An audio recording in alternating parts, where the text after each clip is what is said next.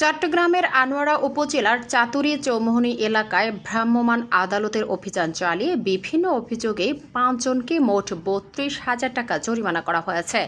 রবিবার বিকেল ৪টার দিকে এ অভিযান পরিচালনা করা হয়। অভিযানের নেতৃত্ব দেন আনোয়ারা উপজেলা সহকারী কমিশনার ভূমি ও নির্বাহী ম্যাজিস্ট্রেট দীপক ত্রিপুরা।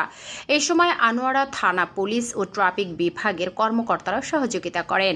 এ সময় নির্বাহী ম্যাজিস্ট্রেট দীপক ত্রিপুরা বলেন, জনস্বার্থে এ ধরনের অভিযান অব্যাহত থাকবে। আইন শৃঙ্খলা রক্ষা ও সড়কে শৃঙ্খলা বজায় রাখতে সবাইকে সচেতন হওয়ার আহ্বান জানান তিনি।